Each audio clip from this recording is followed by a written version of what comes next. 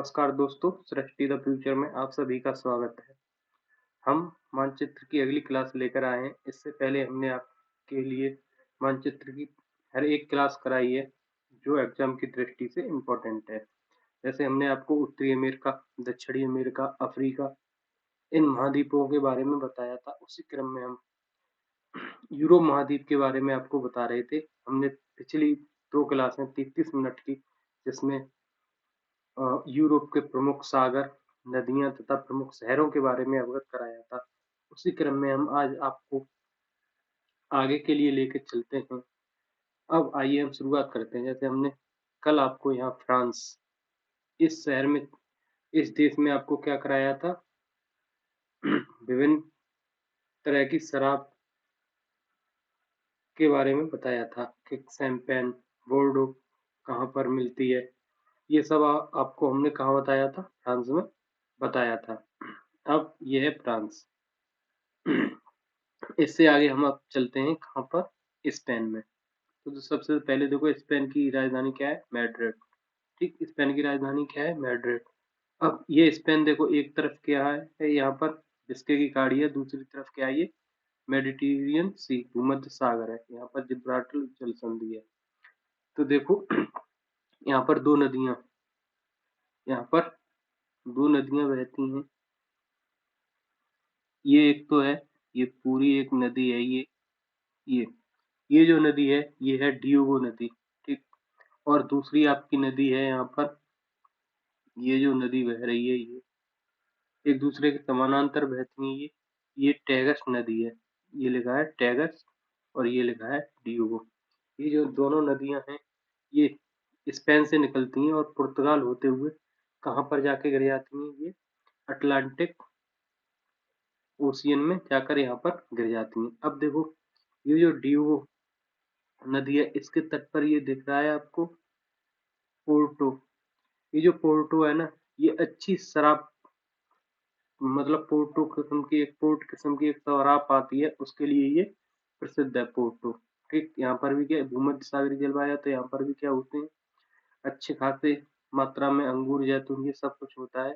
तो इस वजह से क्या है, यहाँ पर अच्छी किस्म की पोर्ट किस्म की क्या बनाई जाती है? शराब बनाई जाती है। ऐसे ही ये क्या है? टेगस है। टेगस के किनारे पर क्या है? ये पुर्तगाल की राजधानी कौन सी है आपकी?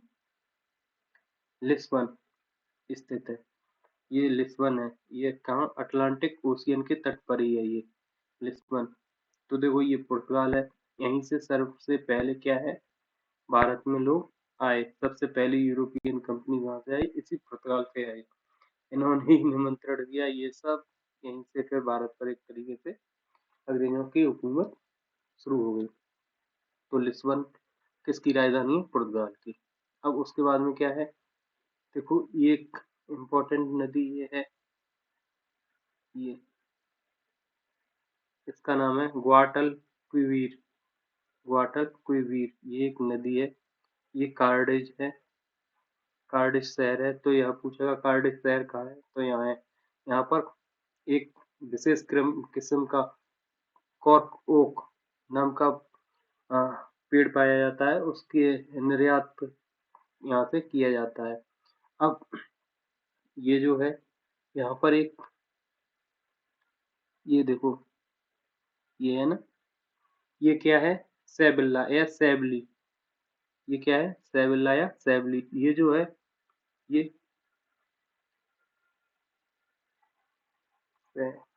सैबिल्ला, ये क्या है? यूरोप का, यूरोप का सबसे सबसे गर्म स्थल। तो यूरोप का सबसे गर्म स्थल कौन सा है? सैबिल्ला। किस देश में स्थित है ये? आइए देखिए, किस देश में स्थित है ये आपका? स्पेन में। ये कहाँ पर? स्पेन, स्पेन में स्थित है। उसके बाद देखो, स्पेन में सर्वाधिक ये कौन सा है? गर्म स्थान है। ठीक है, ये गया बेसिल्ला। उसके बाद अब आगे लेके चलते हैं हम। देखो ये क्या है हमारा, यहाँ से ये क्या है हमारा, स्विट्जरलैंड। ये क्या है हमारा, स्विट्जरलैंड। ये देखो यहाँ पर एक क्वेश्चन ऐसे बनेगा, लैंड लॉक्ड कंट्री कौन सी है, तो क्या है, स्विट्जरलैंड एक क्या है, लैंड लॉक्ड कंट्री है। अब यहाँ से देखो ये एक रिवर निकल के आ रही है, ये सॉरी ये रिवर है, ये ठीक। तो यहाँ पर देखो स्विट्जरलैंड में क्या है, आल्प्स पर्वत श्रृंखला है, यहाँ से रोन नदी निकलती है। और ये क्या है, देखो ये जिनेवा झील है, यही यहाँ पर क्या है, ये जो दिख रही है ना, ये जिनेवा झील है, यहाँ से बहकर ये क्या आती है, ये नदी आती है। और यहाँ हम आपको बताए थे, आप लॉरेंस की खाड़ी है, तो यहीं पर ये क्या है, ये गिर जाती है। तो क्वेश्चन ऐसे भी बन सकता है कि जो रोन नदी है वो कहाँ से निकलती है, तो आल्प्स पर्वत स्विट्जरलैंड से निकलती है, और फ्रांस होते हुए कहाँ गिर जाती है, भूमध्य सागर की लॉरेंस की खाड़ी में ये गिर जाती है। ये जो लॉरेंस, यहाँ पर एक लॉरेंस है, शहर भी है, तो वो क्या है, वस्त्र उद्योग के लिए क्या है, प्रसिद्ध है। अब देखो आगे आते हैं हम, ये यहीं से आल्प्स से देखो ये क्या है आपका, इटली। ये जो पूरा क्या है, ये प्रायद्वीप है। प्रायद्वीप आप समझते हैं, तीनों तरफ से जल से घिरा हुआ, और चौथी तरफ इसका मुंह क्या होता है, स्थल की ओर होता है। ये क्या है आपकी, इटली। ये क्या है, इटली। अब देखो इटली क्या है, एपेनाइन्स। ये पूरा क्या है, एपेनाइन्स के पर्वत से, यहाँ पर क्या है, एपेनाइन्स के पर्वत हैं, यहाँ से एक टाइबर नदी निकलती है। कौन सी निकलती है नदी, टाइबर नदी। ये देखो ये जो नदी है ना, ये है टाइबर नदी। ये जो नदी निकलती है,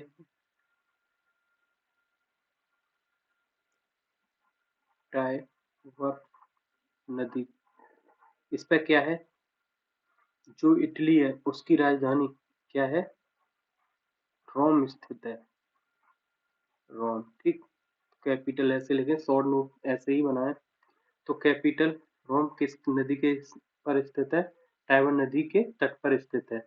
और देखो इसी नदी के तट पर विश्व का सबसे छोटा देश, विश्व का सबसे छोटा देश कौन सा है आपका, वेटिकन सिटी।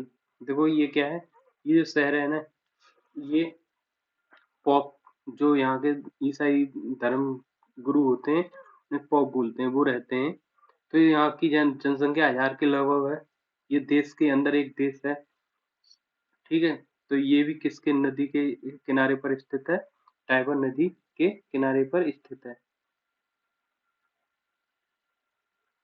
अब देखो ये टाइबर नदी कहाँ जाके गिरती है, ये यहाँ से आते हुए कहाँ गिर जाती है ये टाइबर नदी, ये हम आपको सी बताए थे। अगर आपको देखकर याद आ रहा हो तो बताइए क्या है, टायरेनियन सागर, टायरेनियन सागर यहाँ पर आकर ये क्या हो जाती है, गिर जाती है। अब देखो यही क्या है, आल्प्स श्रृंखला, यहीं से एक और नदी निकलती है, ये नदी, इस नदी का नाम क्या है, पो नदी। ये देखो ये पो नदी है, ये नदी कौन सी है, पो नदी है। और ये इटली के, ये जो पूरा क्षेत्र क्या कहलाता है, इटली का लोम्बार्डी का मैदान कहलाता है। और यहाँ से ये होते हुए पो नदी कहाँ गिर जाती है, एड्रियाटिक सी में गिर जाती है, या इसको वेनिस, यहाँ पर वेनिस है तो इसको क्या बोलते हैं, वेनिस की खाड़ी में गिर जाती है। अब जो देखो ये लोम्बार्डी है ना, ये जो क्षेत्र है, ये इटली का सर्वाधिक जनसंख्या वाला क्षेत्र है, क्योंकि यहाँ पर सर्वाधिक कृषि योग्य भूमि है, यहीं पर चावल वगैरह सब होते हैं। यूरोप में कहीं चावल होते हैं तो ये लोम्बार्डी के क्षेत्र में होते हैं। यहाँ पर ये मिलान, इसी के किनारे पर ये क्या है, एक मिलान, मिलान शहर है, वो किसके लिए प्रसिद्ध है, सब औद्योगिक केंद्र के लिए प्रसिद्ध है, और कपड़ों के लिए, इसीलिए इसको क्या बोलते हैं, इटली का मैनचेस्टर। देखो कई जगह मैनचेस्टर आया है, हम पहले भी बताए थे। मैनचेस्टर यहाँ पर इंग्लैंड में क्या है, कपड़ा उद्योग के लिए मतलब कपड़ा उद्योग का अच्छा खासा विकास हुआ था। इसीलिए जहाँ कहीं पर भी अगर विश्व में ऐसे जगह दिखाई देती हैं जहाँ कपड़ा उद्योग होता है तो उसको हम क्या बोल देते हैं, मैनचेस्टर बोल देते हैं। ठीक है, ये है लोम्बार्डी का क्षेत्र। यहाँ पर क्या हुआ है, चावल वगैरह की उपलब्धता है। अब देखो इसीलिए क्या है, पो नदी को ये, क्योंकि ये सामाजिक और आर्थिक दोनों रूप से महत्वपूर्ण है, पो नदी, इसीलिए जो पो नदी है उसको क्या बोलते हैं, इटली की गंगा भी बोलते हैं। तो इतनी बात हम क्या बोल लिख सकते हैं,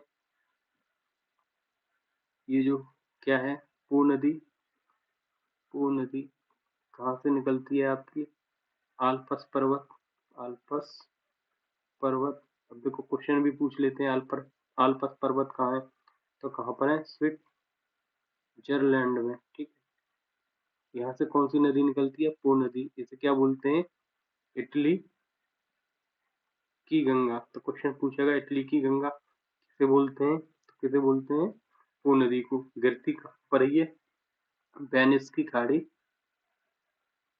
वेनिस की खाड़ी या एड्रियाटिक सी। ठीक है, एड्रियाटिक सागर, यहाँ पर क्या करती है ये, गिरती है। और ये क्यों बोलते हैं, क्योंकि अब देखो ये जो वेनिस है, यहाँ पर हस्तशिल्प आदि का विकास हुआ है, ये यहीं पर किनारे पर है, इस सी के, एड्रियाटिक सी के पर। तो यहाँ हस्त कौशल से संबंधित, हस्तशिल्प जो होते हैं उनसे संबंधित उद्योगों का विकास हुआ है। तो ये हमने क्या बता दिया, इटली की प्रमुख नदियां। ठीक, अब उसके बाद हम देखते हैं यहाँ पर जर्मनी, ये क्या है, जर्मनी। तो देखो हमने बताया था जो जर्मनी है उसके ब्लैक फॉरेस्ट, इसके जो पहाड़ी क्षेत्र है उनको, कोयला वाला क्षेत्र है उसको क्या बोलते हैं, ब्लैक फॉरेस्ट है। यहाँ से एक डैन्यूब नदी निकलती है, ये सब साफ करते हैं।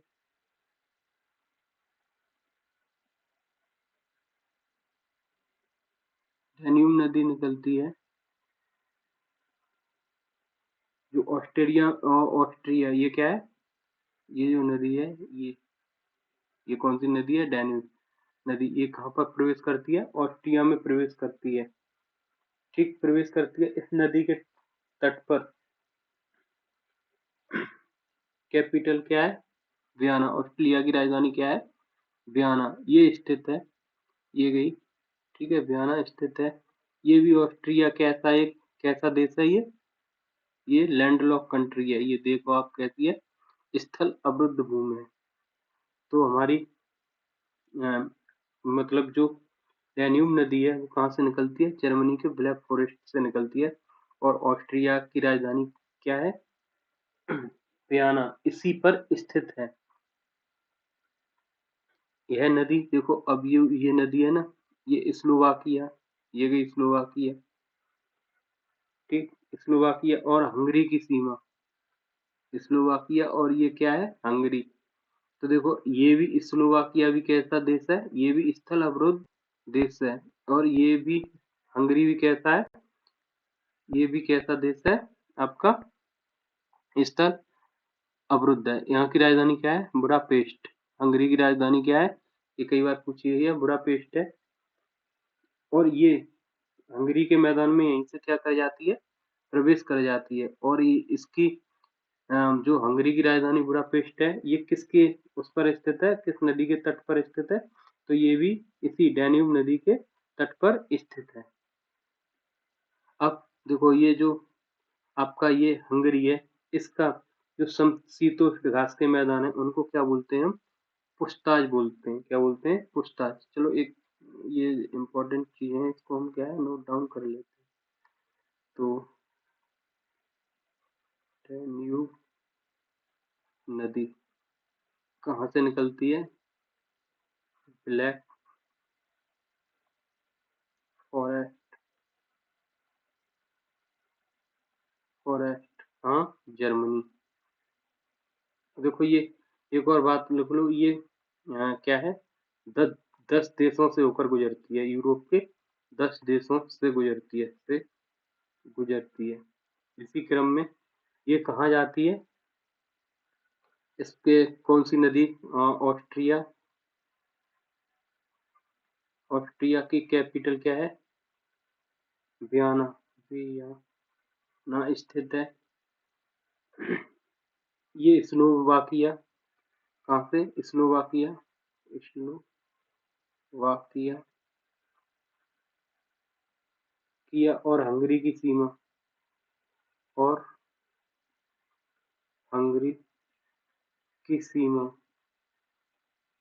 से होते हुए इसी हंगरी की सीमा पर से होकर कहाँ प्रवेश कर जाती है?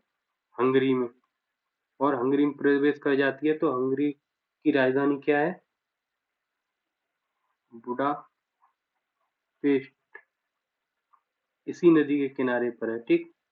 इसी नदी के किनारे पर स्थित है। ये जो हंगरी का जो क्षेत्र है वो समशीतोष्ण जलवायु में स्थित है। जलवायु में स्थित है। इसीलिए यहाँ के जो घास के मैदान है उन्हें क्या बोलते हैं? पुछताछ।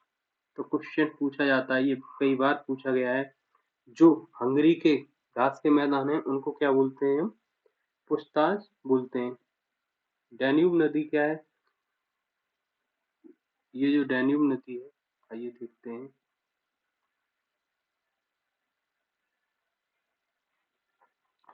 ये डैन्यूब नदी क्रोएशिया और सर्बिया की सीमा से होते हुए रोमानिया बुल्गारिया से होते हुए ब्लैक सी में गिर जाती है।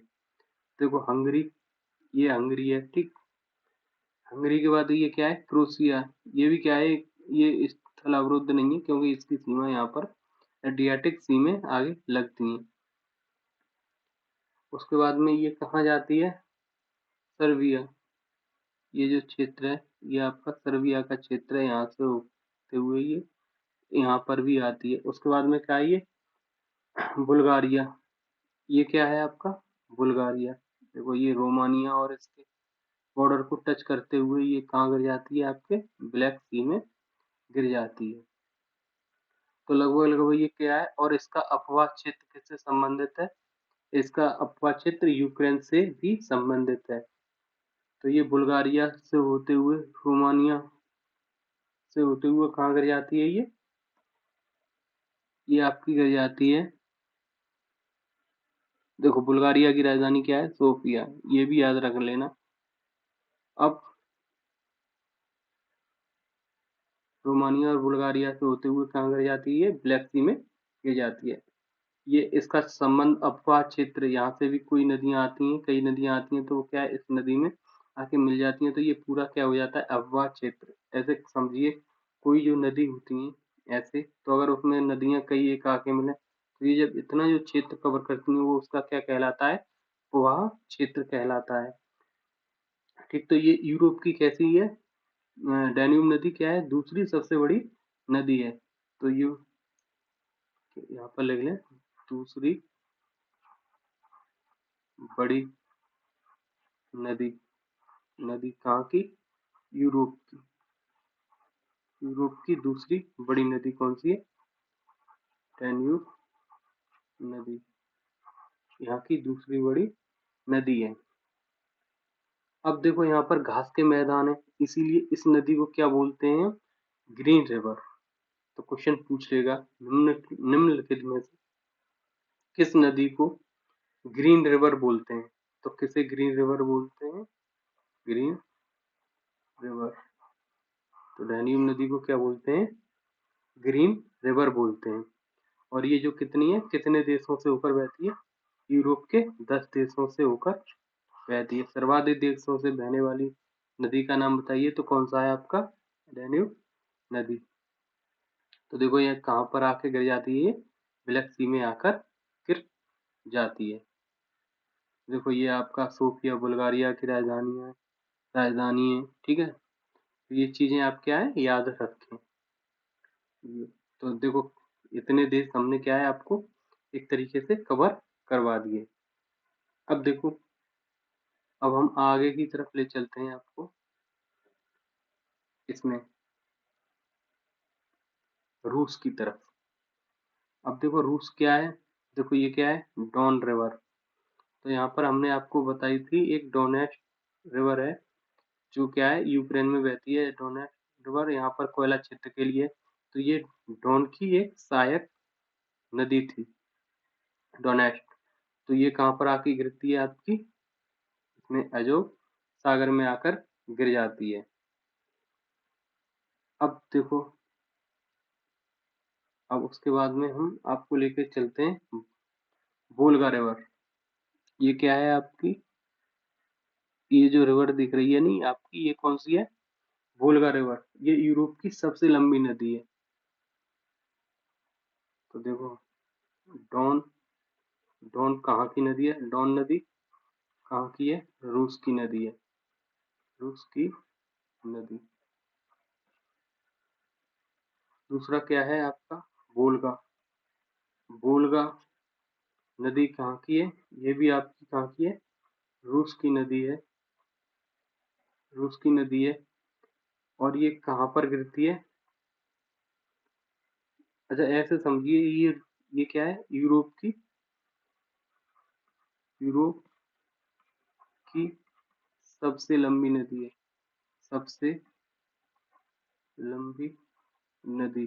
अगर यूरोप की सबसे लंबी नदी पूछी जाए तो कौन सी है आपकी, वोल्गा है। ये पूरा क्या है, रूस के ट्रांस मतलब वोल्गा मैदान से होकर कहाँ पर आकर गिर जाती है, कैस्पियन सागर में। ये कहाँ पर गिरती है, कैस्पियन, पियन सागर में, सागर में गिरती है। तो क्वेश्चन पूछा जाएगा, जो वोल्गा नदी है वो कहाँ पर आकर गिरती है, तो कहाँ गिरती है आपकी, कैस्पियन सागर में गिरती है। और ये जो इसके द्वारा जो डेल्टा का निर्माण किया जाता है ना, वोल्गा के डेल्टा का निर्माण, डेल्टा का निर्माण, का निर्माण, ये यूरोप का जो निर्माण करती है ना, वो यूरोप का क्या है, यूरोप का सबसे नीचा स्थान, सबसे नीचा स्थान है।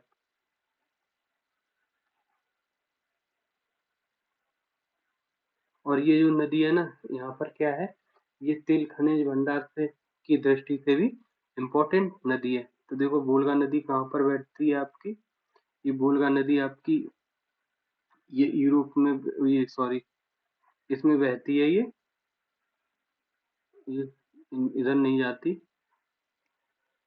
ये जो वोल्गा नदी है ये ऐसे ऐसे कैस्पियन सागर में आकर गिर जाती है। तो ये कहाँ की नदी है, ये नदी आपकी रूस की नदी है। ठीक है, ये हमारा क्या है, रूस है। अब देखो, रूस में एक यहाँ पर क्या है, यूराल पर्वत श्रृंखला है, और यहीं से एक नदी निकलती है, यूराल नदी। ये भी यूराल नदी, ये भी आकर कहाँ गिर जाती है आपकी, यूराल, ये आकर गिर जाती है कैस्पियन सी में गिर जाती है। तो देखो, यूराल पर्वत और यूराल नदी एशियाई रूस को यूरोपियन रूस से अलग करती है, अर्थात एशिया को यूरोप से अलग करने वाली जो पर्वत श्रृंखला है वो कौन सी है, यूराल है। और इसी से निकलने वाली यूराल नदी है जो कैस्पियन सागर में गिरती है और यूरोप